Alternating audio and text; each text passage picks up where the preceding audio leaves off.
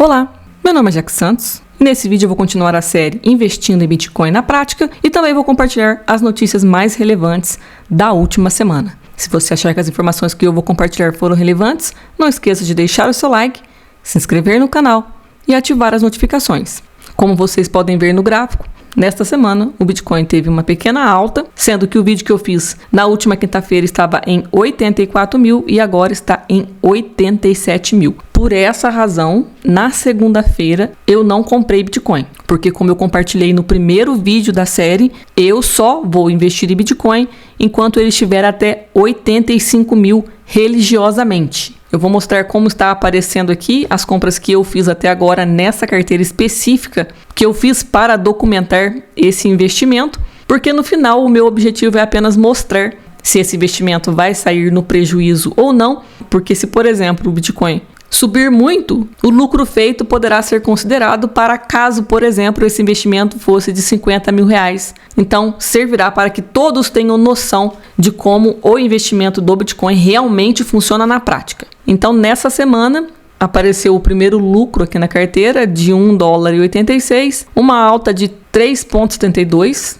no valor investido, em razão desse primeiro investimento que eu fiz antes da criação da carteira, que foi feito lá em fevereiro, e o valor estava em 87 mil. Se não fosse esse investimento aqui, essa porcentagem estaria muito maior, porque como você pode ver aqui, nesses 3 aportes, a porcentagem é muito superior ao que consta aqui. Certo, então agora eu vou compartilhar as notícias relevantes sobre o mundo de criptomoedas na última semana. Essa primeira notícia fala que a SEC confirma que mineração de criptomoeda com prova de trabalho, que é o Proof of the Work, não se enquadra nas leis de valores imobiliários. E essa decisão é realmente importante. Mas abaixo aqui fala que essa declaração revela que tanto a mineração solo quanto as pools de mineração não se enquadram nas leis de valores imobiliários dos Estados Unidos, pois não exigem os esforços de uma entidade central ou figura empreendedora para gerar lucros. E além do encerramento dessa questão de perseguição com mineração, também aconteceu essa outra decisão importante, e nesse artigo fala que as startups de criptomoedas devem ter permissão para levantar dinheiro com NFT, diz a liderança da SEC. E essa notícia tem a ver com a anterior. A líder da força-tarefa de criptomoedas da SEC, Hester Peirce,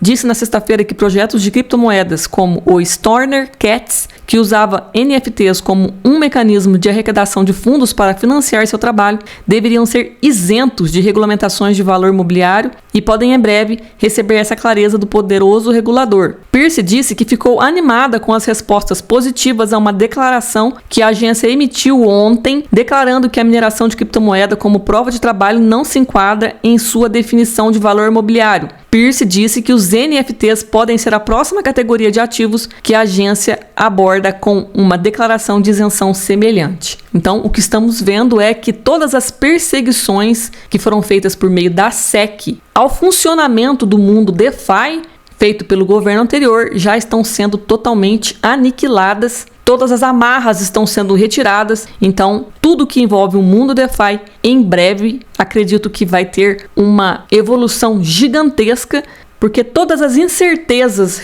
por ausência de regulamentação que existiam até então estão sendo retiradas, porque agora a SEC está declarando que esses sistemas não fazem absolutamente nada contra a lei. Por essa razão, não existe motivo para que sejam mantidos os processos que foram sendo encarreirados na SEC e estavam atrapalhando demais a evolução de muitos projetos DeFi. E essa retirada dessas amarras, elas fazem parte de um plano de mudança do atual sistema financeiro, segundo alguns analistas. Eu achei esse artigo aqui muito interessante e a quem interesse, eu recomendo fortemente que leia ele inteiro.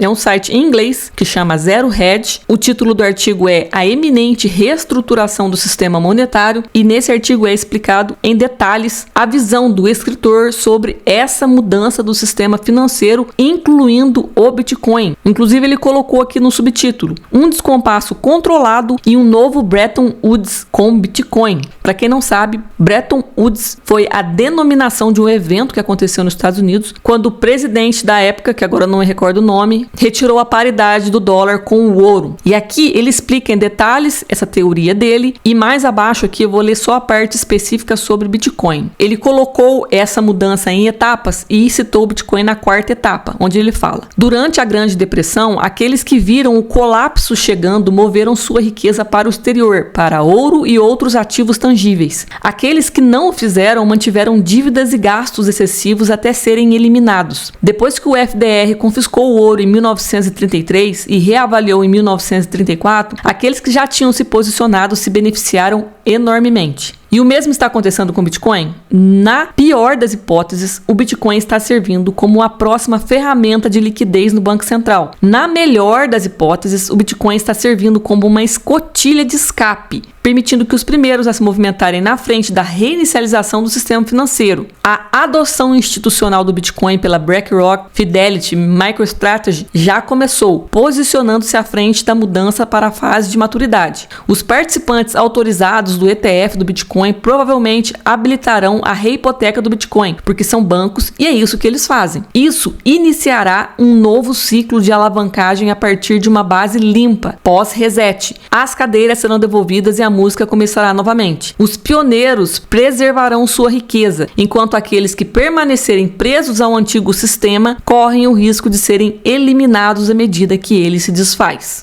Foi citado aqui nesse artigo o exemplo da Grande Depressão em 1929, que foi algo muito marcante na história americana, e eu acho que o paralelo a essa situação, que é conhecida de todo mundo aqui no Brasil, foi durante o governo Collor, quando ele confiscou todos os investimentos existentes no país, poupança, conta corrente, ações, tudo foi confiscado e praticamente todo mundo que teve dinheiro confiscado faliu. Aqueles que não faliram, quando receberam dinheiro de volta, era uma parcela muito inferior àquilo que tinha sido apreendido. E inclusive eu ouvi histórias de pessoas da época falando que insiders, pessoas que estavam ali no meio, que sabiam que isso ia acontecer, foram antecipadamente no banco, retiraram todo o seu dinheiro e protegeram ele do que estava por vir. Então esse exemplo que foi dado aqui, eu acredito que pode ser comparado com esse ocorrido no Brasil, para demonstrar que as pessoas que estão atentas ao que está acontecendo ao seu redor e tomam uma medida preventiva para proteger o seu patrimônio,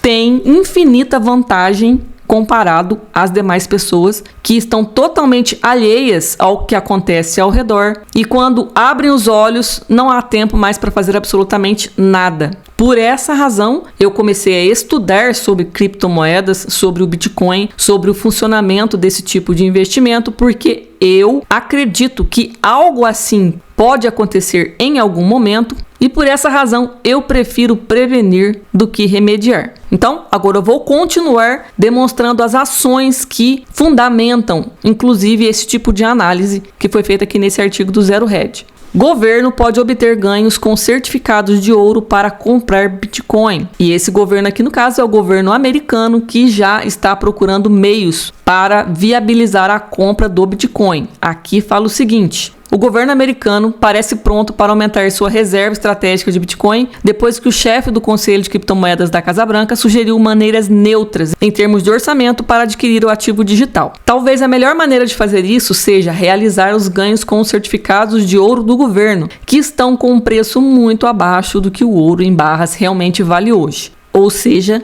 esse time que foi separado só para fazer uma análise de maneiras de comprar Bitcoin já estão definindo as fontes que serão usadas para converter ativos que o governo americano já tem por Bitcoin. Então, para as pessoas que estão céticas sobre a possibilidade do governo americano comprar Bitcoin, eu acredito que isso é algo que vai acontecer, não temos como saber quando, mas de acordo com as notícias que estão sendo compartilhadas, é só questão de tempo.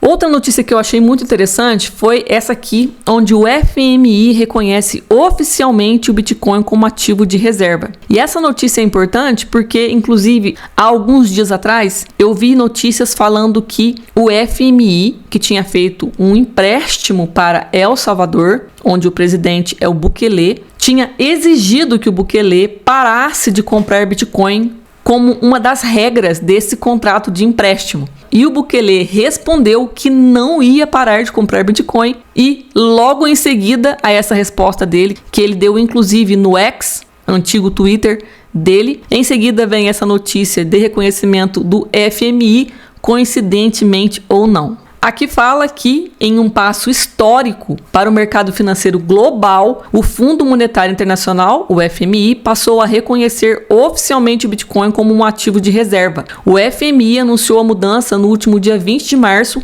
ao publicar a nova edição do seu Manual de Estatísticas Econômicas Internacionais. Com a nova diretriz, o FMI classifica o Bitcoin e criptomoedas semelhantes como ativos não produzidos não financeiros. Ou seja, o FMI atribui às criptomoedas o mesmo status estatístico de recursos naturais como terra, água, florestas e jazidas minerais que a economia não cria diretamente, mas utiliza valor econômico. Outro sinal de aceitação interessante que eu vi foi essa notícia aqui, falando que uma empresa do Japão aceitará Doge, Sol e XRP para imóveis em meio a um clima regulatório mais amigável. Ou seja, essa empresa imobiliária está aceitando criptomoedas para a compra de imóveis no Japão. Aqui no artigo fala que é a quinta maior empresa imobiliária do Japão e a decisão dela marca uma tendência ascendente em pagamentos criptográficos e adoção dentro do setor imobiliário do país. Outra notícia muito interessante foi essa aqui, falando que mais de 400 autoridades sul-coreanas revelam 9,8 milhões de dólares em criptomoedas.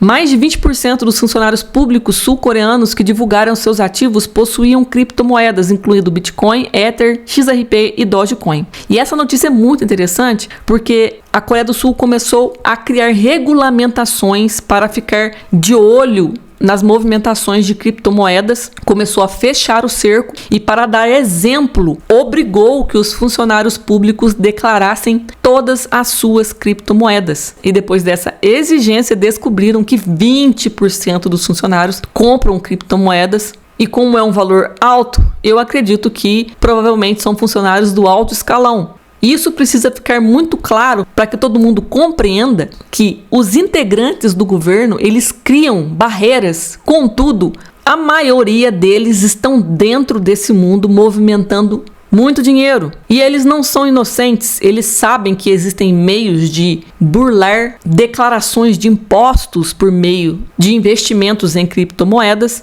Muitos fazem isso, mas é claro, eles não querem que o povão faça o mesmo. Então, no final, essa iniciativa aqui das autoridades sul-coreanas foi um tiro no pé, porque escancarou que algo que está sendo perseguido em alguns países é usado inclusive por aqueles que estão dentro do próprio governo. Até porque essa questão de investimento em criptomoedas já virou uma tendência entre as pessoas que estão mais bem informadas e por mais que existam perseguições, eu acredito que chegou a um ponto que será impossível frear o crescimento da adesão do investimento em criptomoedas. Outra notícia muito importante foi essa aqui, onde fala que o Tether está entre os principais compradores de títulos do Tesouro dos Estados Unidos em 2024. A empresa diz que comprou um valor líquido de 33 bilhões de dólares em títulos do Tesouro dos Estados Unidos no ano passado. E essa notícia reflete a aposta do Trump e aquilo que ele disse, inclusive, na última conferência que eu compartilhei no último vídeo. A emissora de USDT Tether disse que seria classificada como a 7ª maior compradora líquida estrangeira de títulos do Tesouro dos Estados Unidos em 2024, superando países como Canadá, México e Alemanha. A empresa comprou um valor líquido de 33,1 bilhões de dólares em títulos do Tesouro dos Estados Unidos no ano anterior, destacando a crescente influência das stablecoins de dólar americano no mercado de dívida do governo do Tesouro dos Estados Unidos. O presidente Trump disse na quinta-feira: as criptomoedas expandirão o domínio do dólar americano. E tem gente que ignora a importância da regulamentação das stablecoins. O CEO da Tether, que chama Paolo Ardoino, fez essa postagem hoje, falando: hoje, o Tether USDT tem conservadoramente mais de 400 milhões de usuários no mundo. Em breve, 1 bilhão. Então, muitas pessoas estão convertendo a sua moeda em USDT. E é claro que muitas pessoas viram nisso uma oportunidade, e 400 milhões de pessoas não é uma quantidade pequena. E ele está falando que em breve vai ser 1 bilhão. E eu tenho certeza que ninguém tem dúvida de que isso reflete a desvalorização das moedas em muitos países, e muitas pessoas veem no dólar uma moeda mais estável para tentar manter o valor do seu dinheiro e acabam transformando a sua moeda local em Tether quando não gostam de volatilidade, como por exemplo fazer investimento no Bitcoin. Por essa razão, como tem muitas pessoas que preferem a segurança ao invés de investir em criptomoedas, eles acabam guardando o seu dinheiro, investindo apenas em Tether. E como esse tipo de investimento vai beneficiar o dólar, com o atual plano do Trump, é indiscutível que um crescimento vertiginoso também é questão de tempo. E por fim, vou compartilhar esse artigo aqui de uma cogitação onde o escritor fala que o relatório de inflação dos Estados Unidos de sexta-feira, ou seja, amanhã, pode catalisar uma alta do Bitcoin em abril. O Bitcoin pode subir para 110 mil, enquanto os investidores aguardam dados importantes sobre a inflação do PCE nos Estados Unidos, com analistas dizendo que a redução dos riscos macroeconômicos podem desencadear um forte desempenho em abril. Então, essa é a expectativa de um lado, e do outro lado também existe uma possibilidade de queda antes dessa alta. Como tem muitos eventos para acontecerem em poucos dias, é impossível cravar o que vai acontecer. Por essa razão, resta aguardar essa próxima semana. Eu acredito que até quinta ou sexta-feira veremos se até então já ocorreu uma queda ou se está prestes a acontecer uma queda ou uma alta. Eu estou acompanhando de perto, porque se depois de amanhã tiver algum indício de que vai ocorrer uma queda, independente do dia em que ela aconteça, então eu já vou aproveitar e fazer um aporte mais substancial, na expectativa de que talvez, depois dessa eventual queda, haja uma alta, mas é tudo achismo. Eu tenho a consciência de que pode ter uma queda e depois pode continuar caindo e a queda ser infinita, porque esse é um investimento de risco num mercado extremamente volátil, e por essa razão eu estou documentando essa experiência para que todo mundo veja o que acontece na prática e não só na teoria. Então, espero que essas informações tenham sido úteis para você. Qualquer dúvida, deixa aí nos comentários. Até a próxima!